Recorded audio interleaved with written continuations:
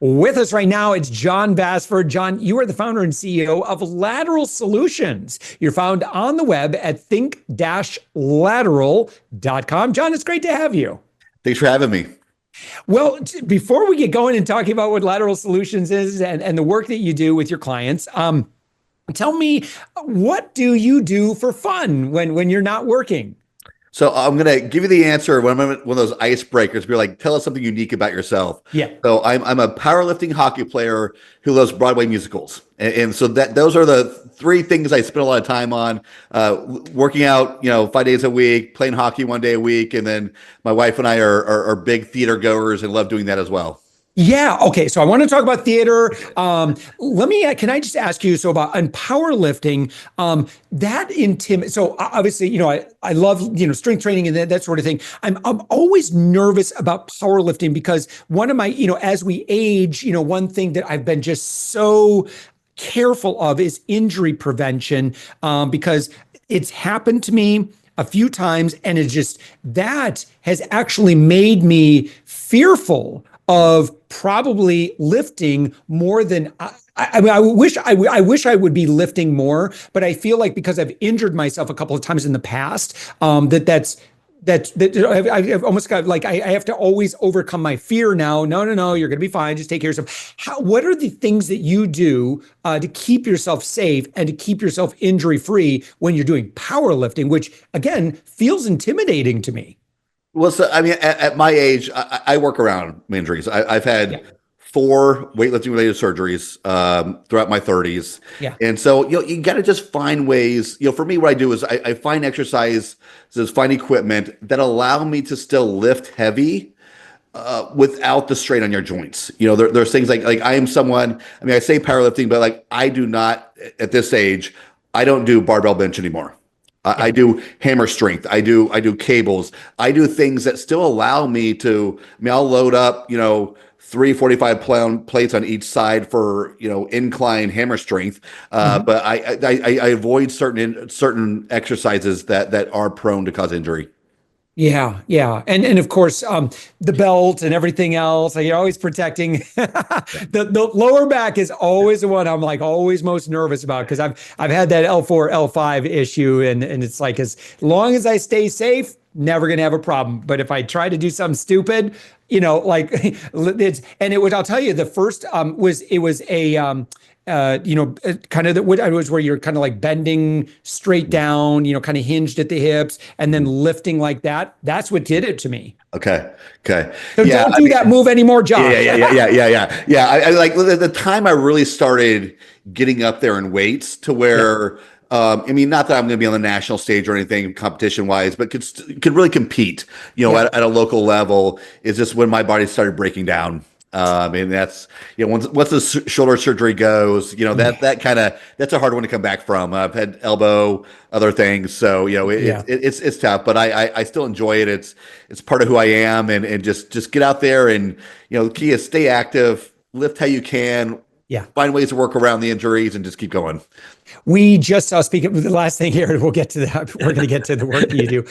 So speaking of Broadway, I think my 2 favorite shows that I've seen recently, Mamma Mia, we just saw again, and it is always such a great time. I would see it again, like we just saw it a handful of months ago. I would see it again this weekend if it were playing locally. It's just so much fun, such a fun show. Also just saw Book of Mormon lately, and that was stunning. I'm a former Mormon, and so I got to tell you that there was a little bit of catharsis there as well. That was. What have been your favorite shows that you've seen? Yeah, that's tough to say because they're all so different. I love some of the classics like Les Mis. Rent is kind of a classic now. It's over 20 years old or 25 years old. So I like those. But Dear Evan Hansen was a really good one in the last couple years. Kinky Boots was a good one. My wife and I just went to New York City for our birthday end of January. We saw 4 shows in 3 days. So, like we're gonna go again. My for my book release, I'm getting a billboard in Times Square. So we're gonna go Ah, again in May. Stay in a hotel, take photos of me in front of my billboard, and go see another show there. So we go quite often. We probably go between New York and here locally in the DC metro area. Go to between 8 and 9 shows a year, probably. Yeah. wow. It's so much fun. And I can tell you that I never regret it. Yeah. I Okay. Yep. always am so grateful because sometimes, you look at the ticket price and you're like, woo, Yep. mama, Yep. that's, not cheap. But Yep. then afterwards, like, I'm so grateful we made that investment. 100%. All right. So let's talk about the work you do with Lateral Solutions. Yeah. So what my company, what we're focused on right now is I think what we're doing is different than a lot of organizations, a lot of service companies that help SMBs, help nonprofits, that sort of thing. Which is a lot of people when they're helping an organization grow, they have their pre-prescribed solution that they're going to give you. They're going to help you with your marketing. They're going to help you with your sales. They're going to help you hire people into the right roles, and they have that plan, that notion before they ever even talk to you. They may even do an audit of some sort, but they have what they're going to deliver on the back end. And that's where my company is different because we focus it from an operational standpoint, a 360 way of doing it, to we're coming in and analyzing your decision making process, your culture, your operational strength and maturity, your efficiency. So we're coming in doing this 360 view, taking what would be 6, 12, 18 months embedded into an organization or business, and we're doing it in 2 to 4 weeks. So we come out of that and put together a growth plan for you for the next 12 months to help you tackle the gaps and holes that exist in your organization that are holding you back from growth. Then we also can stay with you from a consultant fractional standpoint to Hmm. really help you execute on that growth plan. What types of companies are you working with? Yeah, so I would say our sweet spot right now is the kind of the 5 to $50 million range. Uh-huh. Uh, we've worked in nonprofits, we work with startups, we work with associations, small businesses, white collar, blue collar. Because we're more operational focused, it really is industry agnostic. More than probably the industry or size is the psychology and mindset of the leaders that they want Mhm. to grow. They know things need to be evaluated. They know things need to change to get there, and allowing us to be that mechanism to help them discover what it is that needs to be changed. On the high, the reverse side of that is, a company that tends to not work for us or work with us is the one that says, you know what? This is a family-owned business. We've been doing the same thing for 30 years and it's working just fine. Not going to hire us. It's got to have that mindset of, okay, we want to take things to another level. We want to lift the hood. We want to evaluate and figure out where we can grow. I neglected to mention, John, that you are also the author of the book, The Curious Leader: Unlocking Innovation, Empowering Teams, and Driving Change. It's been an Amazon #1 bestseller. And it's available both in Kindle and paperback. Can you share a little bit about who this book is for? And by the way, this just published, so congratulations on that. And it's all, I mean, you've got some great reviews, so your readers love this book. Do you mind sharing just an overview of who this is for and what the impact would be of someone who read this book? Yeah, so I mean, it's geared towards business leaders, leaders of organizations, because and what it really kind of helps you do is it kind of break down what it takes to be a curious leader. And I started leading into curiosity from a leadership standpoint a couple of years ago. It's something I feel that has been very innate in my life and in my leadership and business prowess. But like I didn't define it as curiosity until a couple of years ago and really leaned into that. And for me to be a curious leader, you have to make 3 shifts. A shift from a fixed mindset to a growth mindset. Kind of we're talking before about the kind of the family owned business and wanting to have that growth, right? And then moving towards operational excellence, which is a constant analysis of what you're doing, why you're doing it, how you're doing it, to continually look at ways to grow and change. Kind of look at as in the development world, agile development, right? Where they're constantly reiterating and putting it out there without stopping what already exists. And that's how I kind of look at operational excellence. And the last piece of it Yeah. is, unless you're the lead singer of a one-person band, you got to bring the team along with you, which Yeah. is where a curious culture comes into play. And it's all about creating this atmosphere that invites and allows feedback, pushback, questions, change, and allow it Yeah. from every direction, every level to truly help the organization continue to innovate, grow, and change. Well, what stops an organization from that culture of curiosity? Us humans, we are creatures of habit. We are creatures of comfort. We're fearful. All of these things that from a biological and evolutionary, whatever your stance is Mhm. on that, they exist for a reason, right? They keep us safe. That's what allowed us to get to where we are in humanity. But when it comes to innovation, they're the enemy. And so you gotta, they're naturally occurring. So you have to create these mechanisms in your organization, in your life, in your mindset that are going to allow you to move beyond those limitations.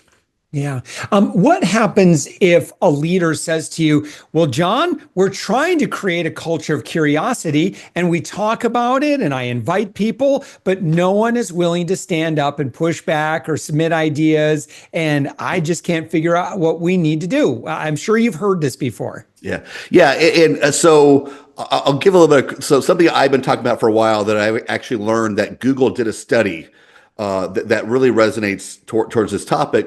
They were trying to figure out what made teams successful within Google. So they did surveys and interviews, all of the things. They had their hypotheses of what it would be. What they came back with was psychological safety. And creating the environment where people just feel safe to engage. And so that's what the goal is to create that psychologically safe environment. And some things that you can do that I recommend everyone do, and I talk about this in the book, is one, learn to speak last. With leaders, when we're in a meeting and we're talking about, an event that just happened or some project and we're rehashing it, what's the first thing we do is say, hey, this just happened. Here are my thoughts. Here's what we went wrong. Here's what we need to improve. Now let me know your thoughts. You just move that entire conversation your direction. You might have someone who stands up a little bit and pushes back, but it's going to be watered down, right? So Yeah. speak last and learn to invite them to speak first and explain to them why you want them to speak first. Oh. And then another big part of it is get to know your staff outside of the meetings, outside of find out what makes them tick and find out, where the struggles are in their role, how you can help them be better at their job. What is it they need to perform better? It just starts creating that environment, that connection of trust. That Wow. when you build that little by little, when you say, "Hey guys, look, tell me how we messed up," they're going to be willing to jump in there and be honest because they know that you've built this environment about trust and collaboration. And it's not going to be this environment where, okay, if I say the wrong thing, I'm going to be fired. We've built Yeah. this community of trust. Yeah. That was such a great tip too, to invite others to go first. Yeah. Because I can tell you, oh, it's like, and me, like I get into a team meeting and I've got all these ideas, right? I'm the vision guy, right? Right. And then, of course, like after I lay it all out, I can understand now that I think about it. It's like, well, why would our Josh has already got it figured out? Like, even if I'm saying, like, I think this is my idea, this is it, but if they can see, maybe if sometimes I'm coming with some enthusiasm or whatever, I can see that might be awkward for them to like, oh, I don't want to, I won't argue against Josh, but that's what I'm asking for it, but I'm not getting it. Yeah. So And another thing to keep in mind is, we're not assembly line workers anymore, where we're building yeah, the same part 100 times a day. Every person in your organization has a different perspective of how the organization operates. Your accounting team has an amazing insight in how sales works, how marketing works, has partnerships work. They have every person has insight and touches different parts of the organization different ways in allowing that environment where normally they say, you work in accounting, why are you talking about the sales process? Well, because that affects me and how I do my job. And so it breaks down the silos, it breaks down the hierarchy, and just allows everyone to collaborate and exchange ideas and be able to point out, what's working, what's not working. yeah. Jon, tell me about how folks so we talked about the book, your website by the way, is think-lateral.com. And can you tell me a little bit more about like what discovery looks like, or how might also, in addition to that, if you could kind of throw this in here as well, is how might someone know, like they've got good operational leaders within the company, but how might they know, oh, you know what, we really should grab a conversation with Jon because things are good, but they could be better. Yeah, I would say a lot of leaders fall into a few categories. One is sometimes is the organization's successful, but they just know something is off, and they don't know what it is. And again, we have blind spots, we have habits that we just kind of sit in, and so having that third party come in and break down everything. Other ones are like, look, we want to grow, we want to take the next level, we don't know how. Or the third position is we want to grow, we want to take things to this level, we think we know how, but we want to make sure that the foundation is solid. Because if you don't make sure the operational foundation is solid, you can only grow so far to where it will stop, if not retract, because it's built on sand, if you will. And so I think everyone needs to find the time and the energy and the mindset to just truly have an honest conversation about where things are, how often you've changed, when's the last time you've changed a process or procedure, when's the last time you've questioned the things that no one's allowed to question. And if you can't do that internally for a variety of different reasons, or you just want the safety of and backup of a third party, that's when to call us, and we'll come in. And again, we'll always happy to do a initial consult and just talk through what the pain points are and see if we're a right fit. But truly, having someone, we have a process that we go through, right, which kind of breaks down the blind spots. But we're also bringing decades of operational experience. We are integrating AI into the process as well. We're looking at industry standards, and we're bringing all of these things to the table to truly help organizations evaluate where they are so they can go to the next level. Yeah, yeah. And again, the book is available. It's called The Curious Leader: Unlocking Innovation, Empowering Teams, and Driving Change. It's got a bunch of 5-star reviews. It's in paperback, it's on Kindle, it's on Amazon, and of course on your website, think-lateral.com. Folks can get to it it's just under the resources tab. What other resources do you have available that you would recommend if someone's just like listening to us and they're like, okay, I want a little bit more Jon in my life? What would you recommend? Sure. So real quick on the book, if someone texts the word chapter to 33777, we will email you a PDF of the first chapter of the book. So that's one great way to get an initial resource there. But we also have some very high level evaluations we can do, especially on decision-making framework and some stuff. So on the resource page as well, there's a place where you can go and click on a link and fill out a organizational assessment on how you view your own organization. Now, when we do the full analysis, we're not just looking at one person's view of the organization. We're looking at all the decision makers, but that will at least start giving you some ability to look at, how do I view my organization? How do I view my leadership? And what changes do I need to make to go to the next level? Yeah.